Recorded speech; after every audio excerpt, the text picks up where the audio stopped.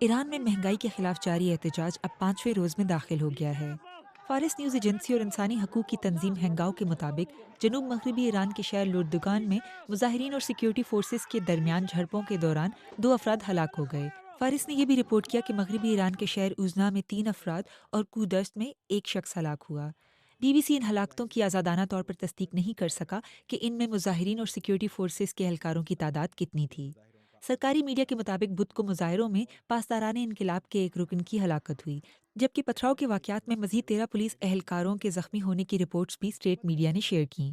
مظاہرے کب اور کیوں شروع ہوئے؟ 5ویں روز میں داخل ہونے والے یہ مظاہرے تہران میں شروع ہوئے، جہاں دکاندار امریکی ڈالر کے مقابلے میں ایرانی کرنسی کی قدر میں ایک اور شدید کمی پر شدید غصے میں تھے۔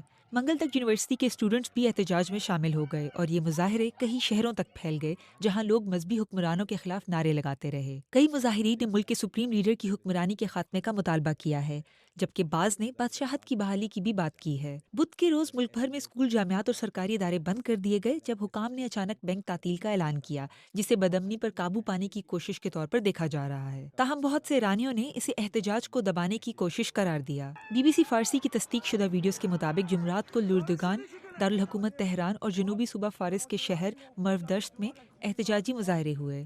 ایرانی صدر مسعود پزشکیان نے کہا ہے کہ ان کی حکومت مظاہرین کے جائز مطالبات سنے گی۔ امریکی صدر ڈونلڈ ٹرمپ نے ٹروتھ سوشل پر ایرانی حکومت کو خبردار کرتے ہوئے کہا ہے کہ اگر مظاہرین کے خلاف سخت کارروائیاں نہ روکی گئیں اور مظاہرین کو قتل کرنے کا سلسلہ اسی طرح جاری رہا تو امریکہ ان کی مدد کے لیے آئے گا۔